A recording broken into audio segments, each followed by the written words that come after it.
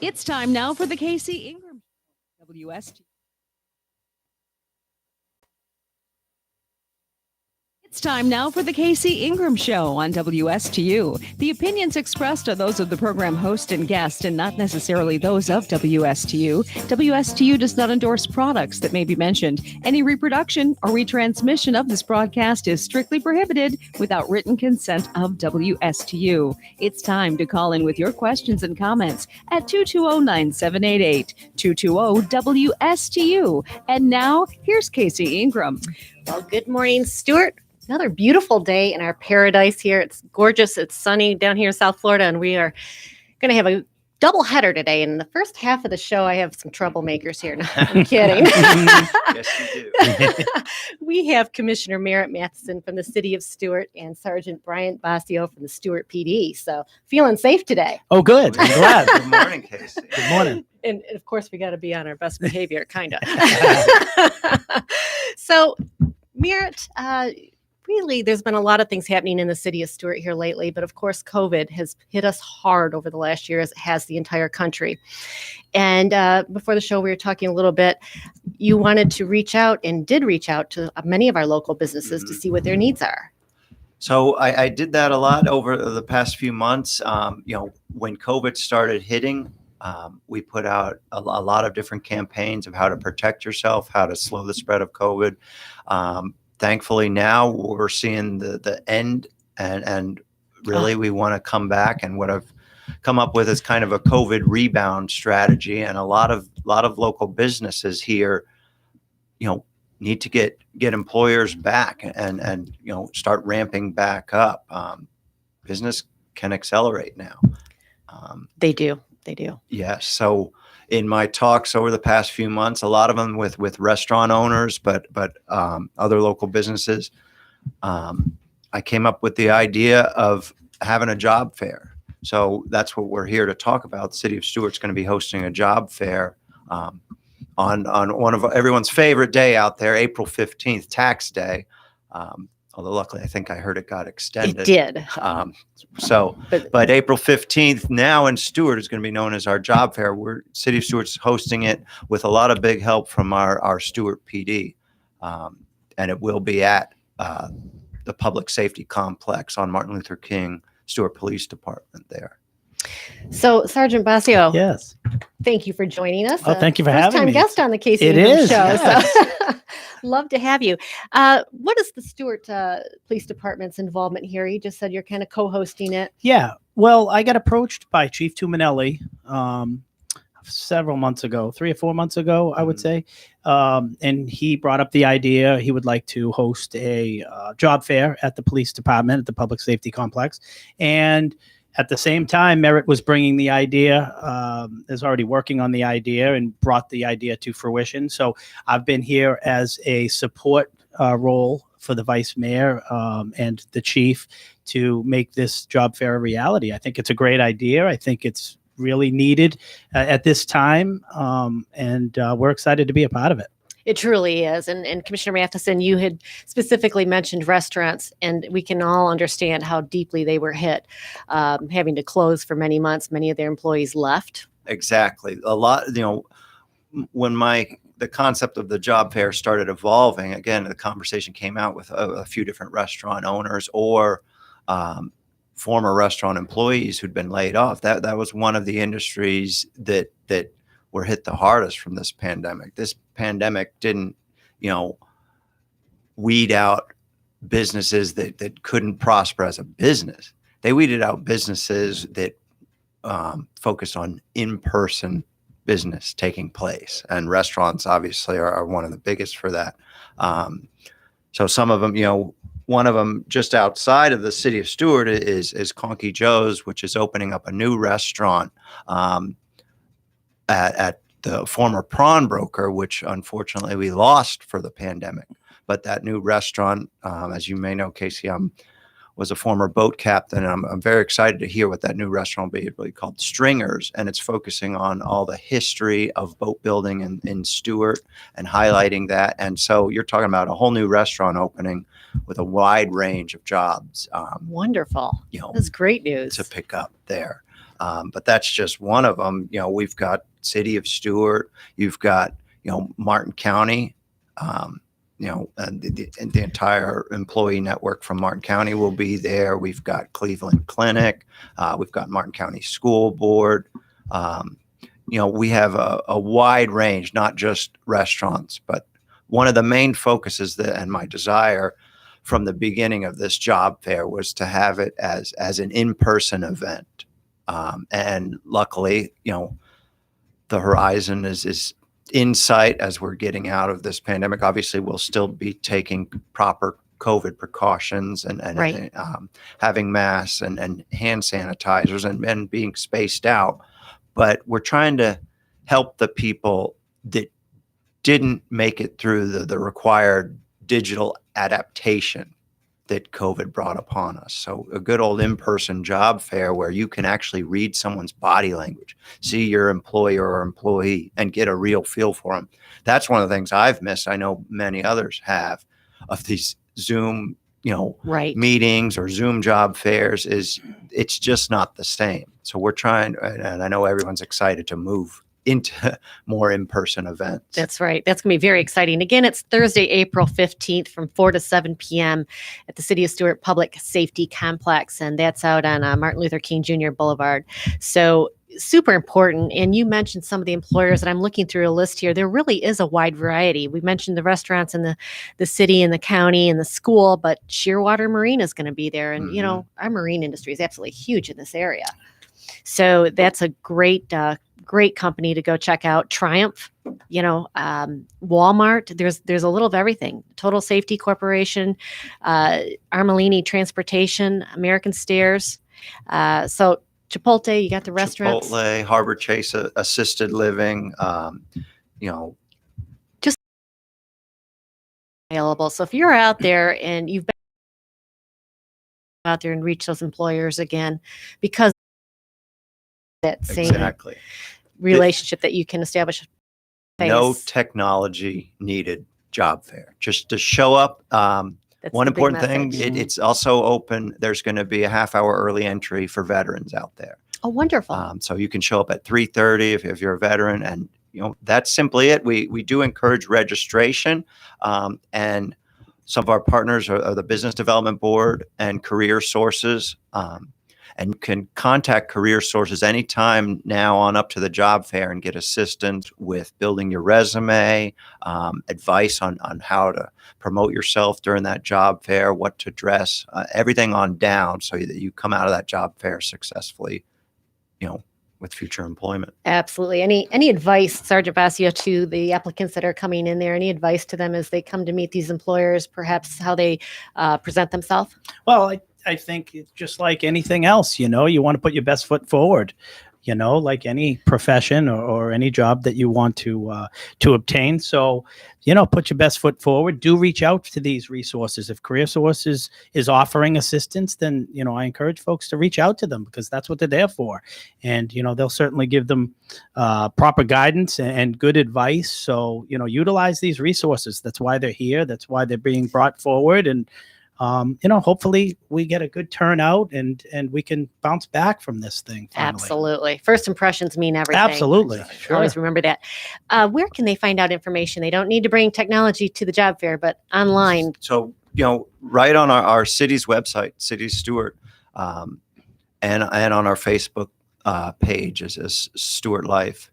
But both them, if you go to our website and just scroll down, you'll see it up, and it'll be up, up until the job fair comes up. I recently put on my Facebook page. Career Sources has it on their website. We're going to be marketing it throughout, but please, some of the employers that think about what you want to say to them. We've got employers to come, so to suit everyone's needs and their backgrounds. And a lot of these employers that I've spoken to don't need any prior experience. They're looking for bodies that they can help and train and get you back into the career force there. So even if you're looking for a career change, come on down. Again, we're speaking with City of Stewart Commissioner Vice Mayor Merritt Matheson and Sergeant Brian Basio. You're the community service outreach for the police department. Yes, so I think am. a lot of programs going on. I'll have to come back and talk about some of those Absolutely, I coming would up. love so to. it would be wonderful. Yes. What about employers, Commissioner Matheson, that are not participating in the job fair but would like to? Oh yes, yep. You can go follow the link and contact really Career Sources and Business Development Board are still looking, and we can if you're an employer, get in touch with us, and we'll set you up with a table and a booth there. This list is not finite. Does it cost anything? No, for the employers? No. Wonderful. Yep. Wonderful. So employers out there, this is a really good opportunity to get out there and meet some people that are seriously looking for work. Absolutely. It's always good to find good employees. All right, Commissioner Matheson, you're here. I love having you in the studio. We got to talk a little bit about city business. Yes, So, of course. I think on the front page, I saw something about the green market today. And You did. It's been, some of the top conversations of our past couple meetings. And, I want to stress to everyone out there that the green market is not in any jeopardy of closing. That was unanimous by all the commission. And there's no jeopardy of any of the vendors there. We want them to all stay. All that's going on right now is a management transition. We're looking, we put out a request for proposal for new management to run the green market.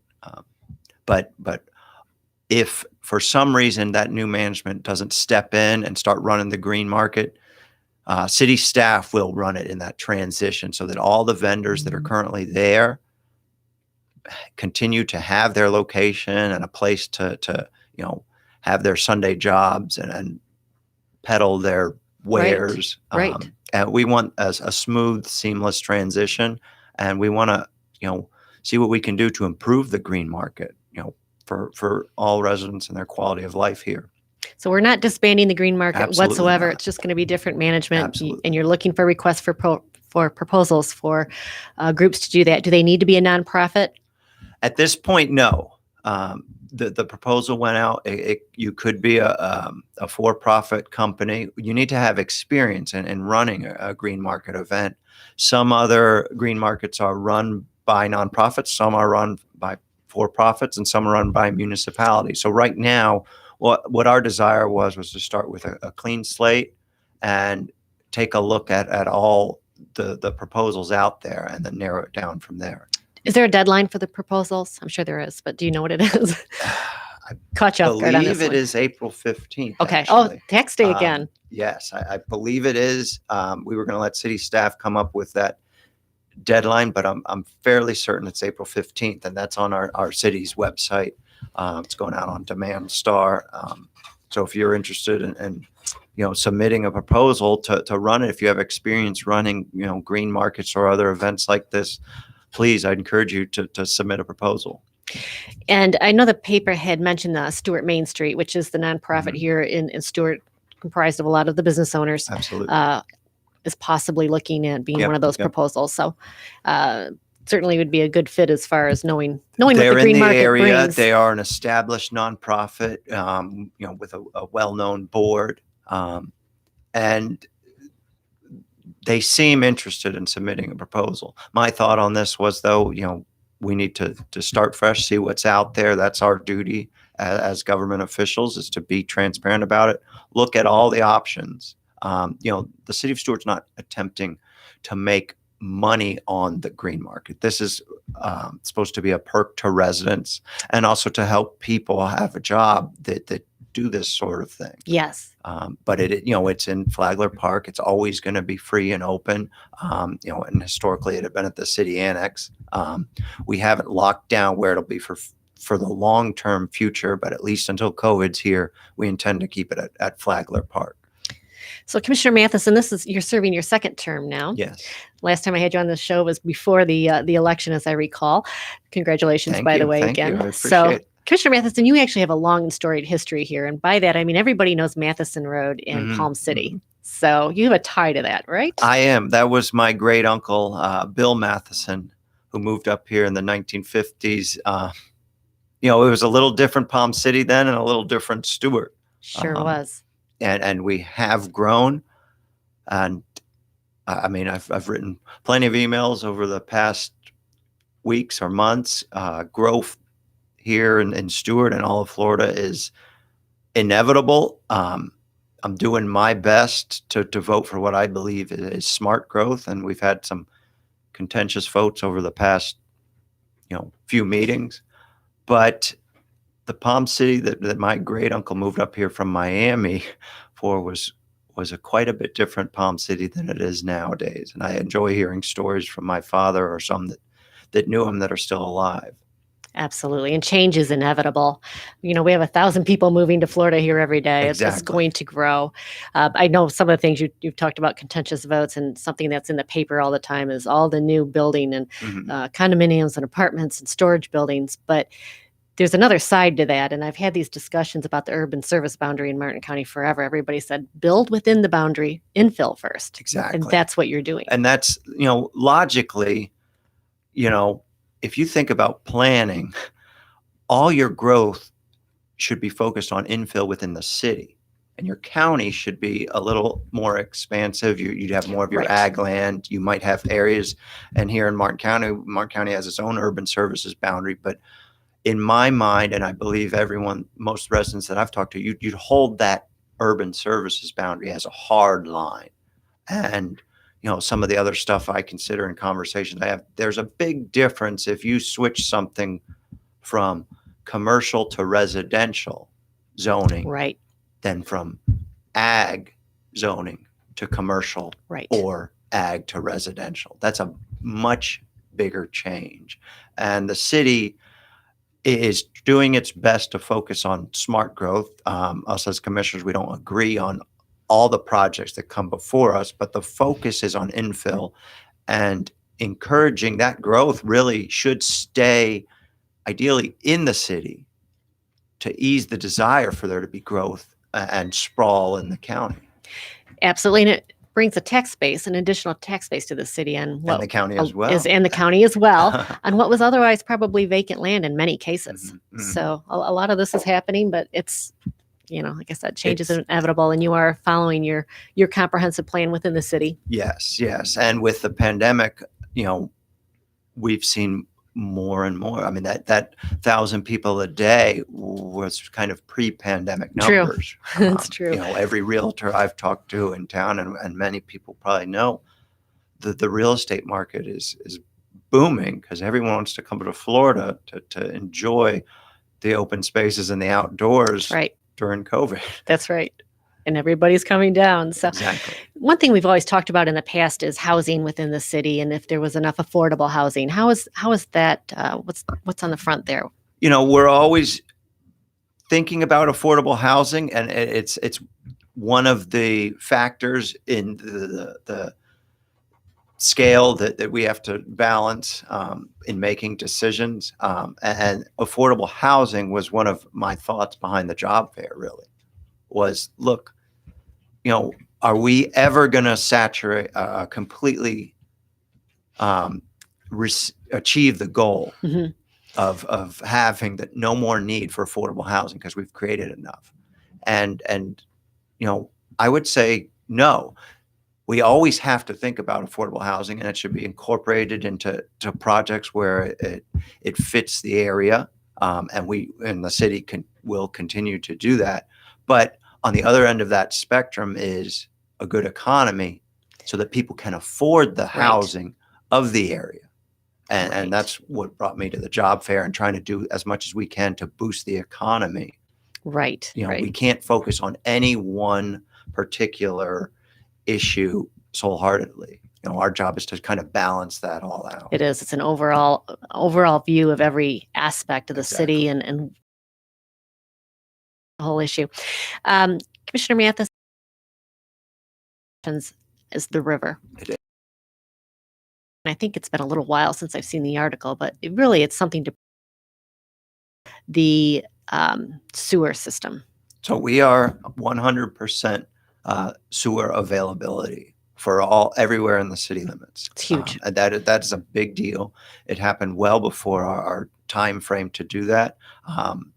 Any new construction will be connected to sewer. So one of the big things that does is remove the argument that any toxic algae is caused by our septic tanks here. Right, in the city. I think that's this last summer kind of shows that we had no toxic algae blooms in our river. There were some in the lake, and we received almost zero discharges till the colder months came and Hurricane Ida hit. It's huge news, and congratulations. The city has been working on it a long time, and we all need to do our part to take care of our river, and that's a really big one. So I always want to shout that out. What else is on the front here? Is there any other exciting news coming up here in the city that you all are speaking about? I know a while ago we were talking about possibly moving City Hall. Where does that stand? That's certainly still there. The ball is still in Wells Fargo's court. Okay. Their lease is not up. It is, my desire, and I believe the commission's desire, to move over to the Wells Fargo building. It has tremendous potential for easing parking in downtown, being across from one of the Memorial Park there.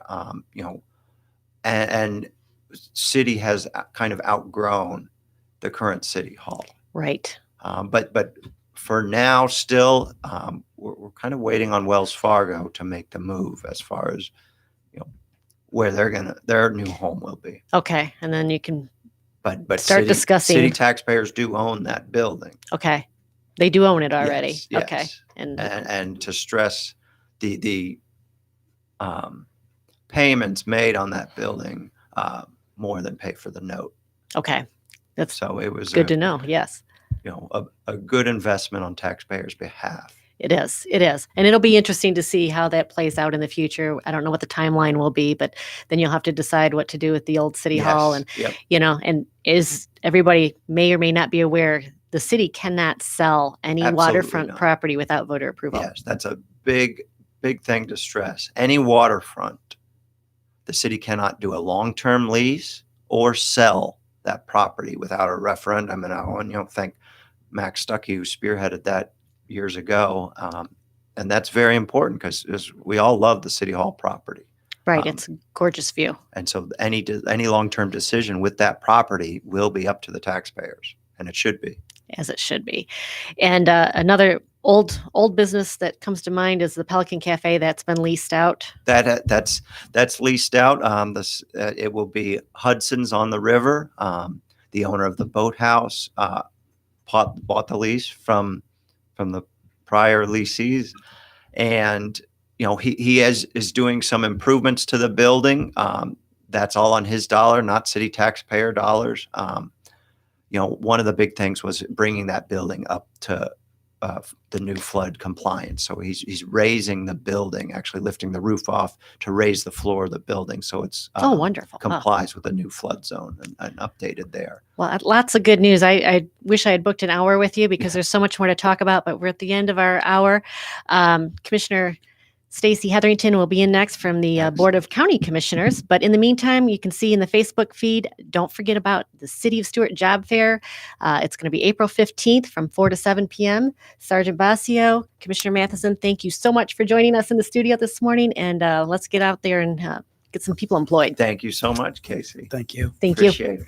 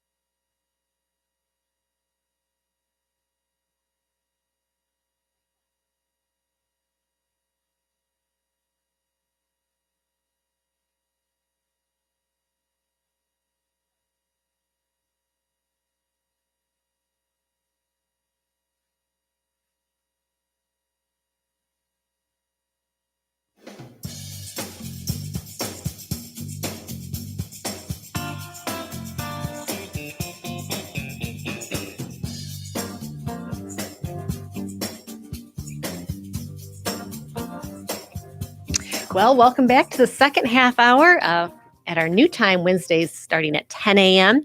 Double header today, and we've got a lot of commissioners in the studio today. But this one is not the City Commission. She is chair of the Martin County Board of County Commissioners. And thank you for having me again. It's nice to be Stacey back. Hetherington, it is wonderful to have you again, and another repeat guest. And there's been so much going on at the county that I appreciate you coming in just to update the listeners of what you all are discussing and what the issues are. So, it's been a little while since I've had you in here. How are things going? Of course, 2021 is off to a booming start, and 2020 is, of course, handed us all kinds of uncertainty. So the county did a wonderful job. We did get some CARES funding, and we were able to quickly put together a system and start allocating that funding. We allocated it to businesses that were struggling and in need. We had individual assistance. We had food programs. We had nonprofit programs. So many issues. So it was a very successful program. We have some wonderful programs. We continue on our septic to sewer, and that was a 10-year, 10,000 tank removal, and we were successful in getting a couple $1 million last year from the legislature. Wonderful. And I'm breaking ground, which happens to be in my district in Golden Gate. We're breaking ground on a project to remove 790 tanks. Oh, that's huge. There. Huge. So we continue, every year to our board has allocated $1 million per year, and then the legislature to show that we have made a commitment. We have our matching funds ready to go. So we've been successful at getting grants for that. That is huge. And, Commissioner Matheson here at the City of Stewart, we're conversion from septic to sewer, and they're at 100%, which is huge. And how wonderful if the county could end up doing that. And I know it's going to take so much time, at least on the waterfront homes. It is, and 10,000 tanks in 10 years is a pretty aggressive goal. It And is. it really all comes down to funding, because we need to get that funding and be able to match the funding and leverage that, get funding from the legislature. So it's not going on the backs of our residents. Right, which is tough. It's not cheap. Right. It's not a Right. cheap thing to do, but absolutely necessary. But it's something that is completely necessary. We look at the condition of our waterways, and it is a priority. It is. It certainly is. And I attended the State of the County address, maybe a month ago or so, and our chair came riding in on her horse. And you delivered a wonderful address and a lot of Thank things you. that were happening. We said we were going back to our roots. I'm a third generation Martin County native, and grew up in the farms and riding horses. Yes. And so what better way, since we were hosting it in the farms, to show up on horseback? It was perfect. And something that you and I both did when we were younger was barrel racing. Yes. So Yes, we were indeed. both, Yes, it's a we lot of did. fun. So it was fun to see that here in Martin County. It was a great It entrance. was a if you good didn't way see it. to tie in our heritage. Some people, particularly when you've moved here recently, Yes. we have so much in Martin County, the history, the heritage, the culture, and people don't realize how heavy agriculturally we are. So it's important to kind of note all those facets about Martin County.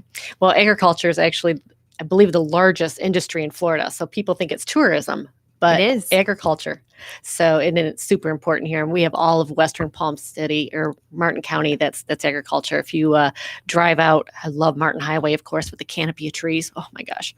But it's We just have wonderful some countryside. beautiful. And speaking of tourism, I know Commissioner Matheson had mentioned earlier too that so many people have now been looking at tourism differently when they're wanting to natural beaches and parks and Right. waterways, so they can be socially distanced. And our tourism department really had their work cut out for them, because they had to showcase and do it responsibly, that, Martin County is a place that you can come and you can be socially distanced. Yes. And it was important for our businesses too, our downtown Stewart businesses, and people to know that they're open and they're operating safely, and they can have confidence in coming back to eat in their restaurants and shop in their shops. That's right. This last year has been a tremendous learning curve. With COVID at first, nobody knew how serious it was. And, as you know, everything was closed down. So fast forward a year, we're very fortunate here in Martin County and in Florida compared to a lot of places around the country that are still shut down. We are, and then in the opposite end, we have our vaccinations. Martin County has really put together an effort that's Department of Health is the lead agency. Martin County supports them, but our last report was somewhere in the neighborhood of over 70% of our population of 65 years and older has been vaccinated. Wonderful. So, and that is, I think we would have 100% vaccinated if we had the supply. So we're dependent upon, Right. the federal and the state government allocating our Martin County supply. Yes. But we yes. mobilized. We have a space up at the Treasure Coast Mall now. That's a headquarters, Department of Health, and vaccinations are being delivered there. And we're coordinating with our local agencies and working with community groups like House of Hope and other agencies throughout the county. So it's been a successful effort. And I know that it was somewhat frustrating at first trying to get into Right. Publix and the Department of Health. I'm going on my third year. So Yes. the commission majority then had undergone this process with Treasure Coast Regional Planning to reinvent the community redevelopment areas and develop a whole new chapter in our comp plan that would put together land development regulations. We've done that over the last couple years, and it took 2 years. So we have our CRAs in different Rio and There's 7, Golden right? Gate and Hope Sound and Indiantown used to be in it. Now Indiantown is incorporated. Okay. So we put together a whole new chapter of the comprehensive plan. And with that, we had public hearings and public participation. The Community Redevelopment Agency heard it. So the intent is those areas are some of the oldest neighborhoods in the county, some of them starting in 1920s. And Right. their policies are slightly different than they would be in the unincorporated areas of Martin County. As far as redevelopment, doesn't make sense necessarily to have a large retention swale in an area that's in a downtown Jensen Beach, let's say. So those policies need to be adapted so the property owners could invest in those areas and redevelop. So we did that. And then the bill that you're talking about is sort of a glitch bill. So some of the things that we recognize that maybe needed to be adapted and to be changed were addressed in the bill yesterday. The marine industries. So we're looking at, how do we protect the waterfront uses of those, but allow redevelopment, but preserve those marine industries in the locations they are. Oh, so they're not removed or regulated out We of want a business. no net loss policy. Okay. So we don't want to lose those areas that are designated marine waterfront or marine commercial. Because honestly, we're here on the Atlantic Ocean. We're on the eastern coast of Florida. Marine industry in this county is very important and very large as well. Right. And we don't want to see, and this came up in discussion yesterday at our Board of County Commissioners meeting. We don't want to see that marine waterfront use be replaced by residential, because once that's lost, it's lost forever. Right. So we want to make sure there's provisions in the language in the comp plan for the future that it protects that kind of industry. Okay. Very good. Another thing real quick that I've noticed as I'm out boating on the river is there's canopies over the boat lifts. And there was previously a moratorium on that. Obviously something has changed. So is that allowed now? Canopies on boat lifts? Over the boat lifts, yes. On the rivers? I'm not sure about that policy on boat lifts. I have seen more lately. Are you talking about? That is mine, folks. Sorry about that. I have to have a glitch with my phone every time. There's always a glitch Sorry. bill, right? Yes, exactly. Sorry, Commissioner Hetherington. No, I as far as canopies, I don't know if there has been a substantive change. As far as I'm aware, in Martin County, there has not been a substantive change. Interesting. Okay, I've noticed it, but I think it's a good idea, by the way, because boats are very expensive. So and the sun is so damaging on them. It's so damaging. So I saw those popping up, and I thought, oh, this is wonderful. I'm glad that they're allowing them, but I don't know. We will certainly find out and get back to you, though. All right. Commissioner Hetherington, another thing that has come up a lot with the city of Stewart as well as the county is just development, and especially residential development. Anything on the horizon with the county commission? I know there was some things that you're looking at here, but they're areas, they're 30 acres, they're 12 acres. It's areas that are suitable for residential homes. Right. Most of what we've been looking at, over the past even 2 years has been small infill development, mostly some single family, some multifamily. We just approved in Hope Sound, it had an affordable housing component where a percentage of that, I think that there was 40 some odd units that was affordable housing, and then it had to stay for perpetuity. Okay. So it never can be removed from that. And that was a multifamily, really interesting project in Hope Sound. The architecture is just amazing. So that was something that was unique and interesting, approved recently. And other than that, there's been some infill small developments. Of course, a couple years ago, Newfield, which was formerly known as Pineland Prairie, Yes. was approved by the county commission. That was shortly before I came into office. Now they have undergone their development final site plan, so they should start hopefully breaking ground soon. We've got our development agreement with the county. And that's probably the largest development of all of them that are out there. It's a very large. It's Western Palm City. It's again. Western Palm City. Ultimately, what was approved a couple years ago was over 4,000 units, but that would be likely in over maybe a 30-year time Right, frame, and right. we're not talking. That's not going to Overnight. happen Or overnight. in a month or whatever. I think their first review, their site plan was about 1,000 units. Okay. Another area that seems to be growing is the area out. There's a new Publix, I believe, that has been approved out on Canner Highway in Yes, 96. so if you haven't driven through there lately, Canner Highway has been widened. I went to school out in South Fork, so it was nothing but a 2-lane road. And now I drove there recently out to Kai Farms, and it's 4-lane roads. And so that is certainly a natural expansion area. There was the property owned by Christ Fellowship. Yes. That was another development that was approved for single family residential. It borders Florida Club. Okay.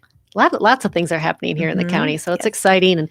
And, previously stated with Commissioner Matheson, one thing that's inevitable is change. And when you have 1,000 people, and he's right, there's probably more than that now with COVID, moving to Florida every day. It is. And I they're gonna live remember somewhere. Martin County when we had dirt roads on Cove Road and Salerno Road. And, ultimately, though, our change has been consistent over the last 25 years. We're about 2% a year is our growth rate.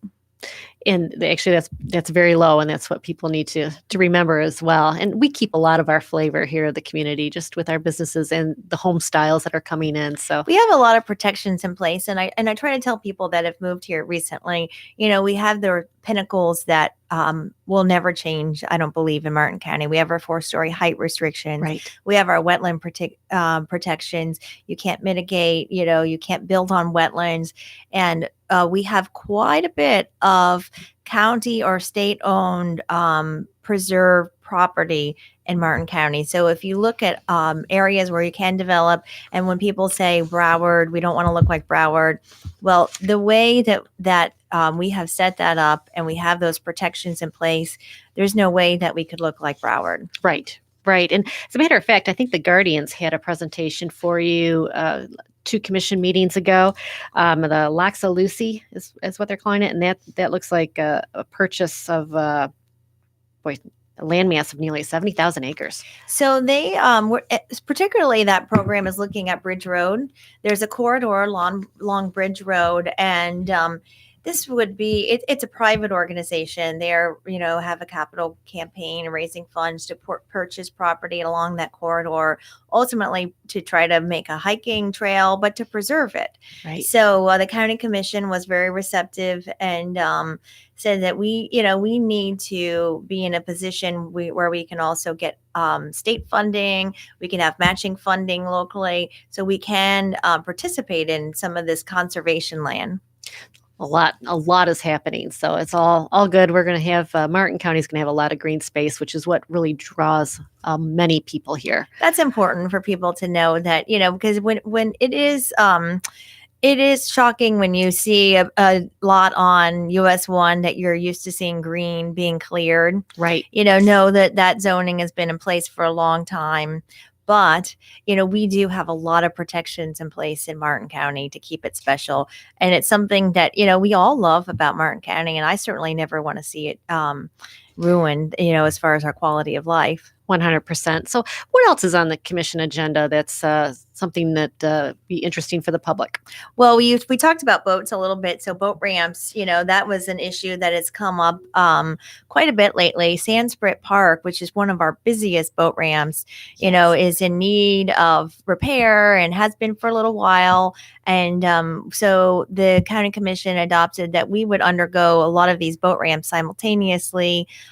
Sanskrit is the number one priority and is funded. Okay. It's been going through design. It takes a while because you have to do seagrass studies and, so anything with permitting takes a little while. The board said, well, let's get a head start on that. Let's fund the design and permitting and start to do Jensen Beach Causeway and Stewart Causeway. And so Wonderful. those are all now in permitting. And we hope to get to those as quickly as possible. So that was things that we were hearing.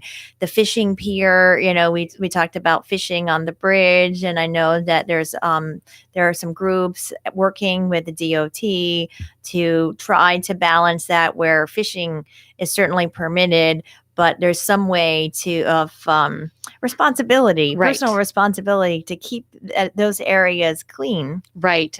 Captain Mike Connor, the Indian River Keeper, we spoke about that last week Mhm. while he was on the show, because all of a sudden signs went up overnight that nobody knew about that said no fishing. Yes, and his organization has been taking the lead, as a volunteer organization to work with the county and the DOT. So he has been very active, and a lot of the captains and fishermen around the county.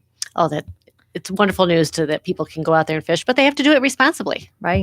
That's really what brought up the whole argument. So I think it brought something to light that, hey, keep it clean. Right, exactly. And we all, it's important to be able to fish. A lot of people depend on that. And so. one thing we definitely need our public to be aware of and participate in coming up is, beginning of April, we have our LOSUM, our Lake Okeechobee Yes. Operating System Manual. So we've been for a couple years now providing input to the Army Corps. And this is all about Lake Okeechobee releases to our estuary. Of course, we don't want releases, Right. it just damages our estuary and our river. So we need to continue to provide that input. And we have a couple opportunities.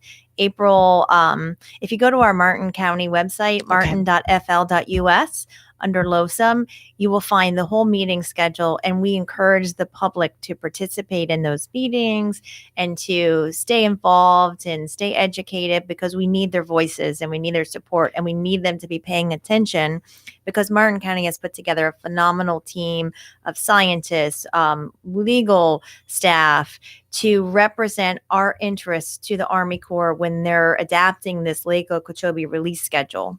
That's very important. I mean, certainly the water is one of our it must be the number one issue, honestly. COVID is temporarily taken over that spot, perhaps, but the water issue has been number one for a long time. It impacts so many of our businesses, our health. Captain Connor was talking about the cyanobacteria and the liver, the non-alcoholic disease, the spike that's in the area. So right. certainly. And unfortunately, yesterday, based on, lake levels now, more and more likely that we will get summer releases, and releases.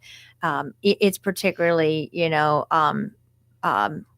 contributes to our algae blooms, and Right, certainly it kills all life in our estuary. Right. We're hoping we don't see another, was it 2016 when the algal blooms were so bad? So We really need our It's- public to stay engaged it's- and provide right. comment and support during this process. Because the truth is, the county doesn't control the discharges. The Army Corps, and then the LOSUM is the schedule of when they discharge when the lake level gets a certain height. Right.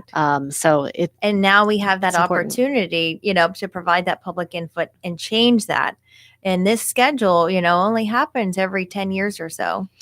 so important to get your input in. Voices are so important, and the more of them, the better chance you will be heard. Absolutely. Here's a comment off Facebook. They talked about the pesticides that are going into the river.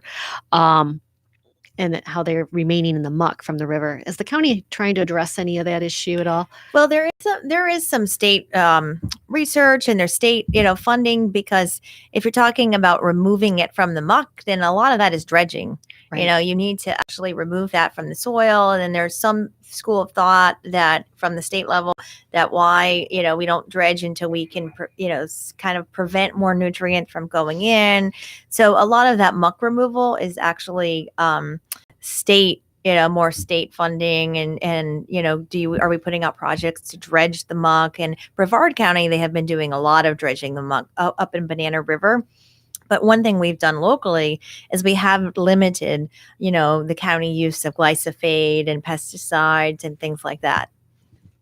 All tremendously important, but all of it water related, and Right. certainly the less inputs, and pollutants that we can put in, then the less we have to take out. same thing with septic systems, right? Right, exactly. So all things that are happening out there. Commissioner Hetherington, what else? Yes, the chair of the county commission. I know there's a lot of business that happens on whether it's a weekly meeting or bi-weekly. I know they vary a little bit, sometimes 3 a month. We had a great presentation yesterday from the Business Development Board, and they are starting a campaign that really targets assisting businesses. We know that businesses are coming here now from other counties or other states. So, and we welcome them in Martin County. Martin County historically has a reputation of not being business friendly, which is that's a perception, because we do welcome businesses and we look forward to having them. And the Business Development Board is going to communicate that. And then one thing that I've always had from the day I was sworn into office was communications and outreach to the public and transparency. I always felt like, we could continue to make improvements in communicating with our public. I don't think that you should see a flag going up in your neighborhood or a project happening that you're not aware of. So we continue with our communications department, our outreach, and our public works to make sure that residents know where to find information, Right. and that we can provide it to them. And that's always been one of my top goals. Well, Commissioner Hetherington, I know you put out a newsletter. It's so wonderful to hear from you. It's a newsletter I always read and get up-to-date information about what's going on in the county. So thank you for that. I know that takes time to do all that, but it's wonderful to have. And, I'm thinking as I'm looking at you and thinking about going into your third year, you were elected and then COVID hits and you're a new commissioner. So all of a sudden you're doing commission meetings via Zoom. And even when you were spaced out, I remember different times, different commissioners had to quarantine. Thank you. Yes. Adapted, and we how's still have it going? Our Blake Library to space out, and we've moved back to our chambers. We still have Zoom. We have precautions in place. But 2020 was certainly a challenging year we all learned to adapt and take public comment. We've had email public comments and call-in public comments, and certainly we want to make sure that people still have access to their local government, right, regardless of the scenarios of COVID. So we tried to make sure that everybody still has that same access to participate in local government. Right. And they participated during the face mask. Oh, yes, indeed. discussions. I remember that. Probably some of your largest turnout ever. We had, I think, 8 hours of public comment on one of those meetings. 8 hours of public comments. Tremendous. One thing that's so important as a county commissioner is reaching to state and federal officials. Used to be that you would go visit them in Tallahassee and Washington, D.C. Of course, COVID has changed all that. So how is the county handling those communications? So we have our legislative coordinators, and that's even more important, to have those relationships on an ongoing basis. Right. So that, which Martin County has always done a really good job. We meet with our legislative delegation on a regular basis. We go up to Washington, D.C. and meet on a regular basis, because this year, as in, session, when they're not taking face-to-face meetings, when we have that rapport and those relationships from an ongoing basis. So it's important to not just take that for granted and go up once a year during the legislative. It's so important to keep those relationships. And Martin County, I think in our officials, specifically individually, have done a wonderful job at that. Continuing to nurture those and have that open communication policy, because and you see we that need too. them. We're very successful in getting grant funding. One of the reports we had at a recent commission meeting is that our return on investment, for $1 that we match, the return is just really amazing. And I credit that with those relationships, our staff, that have built relationships over time. And that's just critical for us. Commissioner Hetherington, thank you for joining us today. Our half hour flew by, but a lot of great things happening. Next week, we're going to have Jackie Thurl studio, and she's a governing board member on the South Florida Water Management District. So we're going to hear a lot about what's happening there in relation to the discharges that are already happening from Lake Okeechobee. And also to our friends out in Western Palm City, there's a dog missing out there. It's a big red Vizsla dog. If you see him, his owners desperately are looking for him. So keep your eye open and text me or Animal Control if you see him. Commissioner Hetherington, thanks again. You take care now. And thank you for having me. Can't wait for it.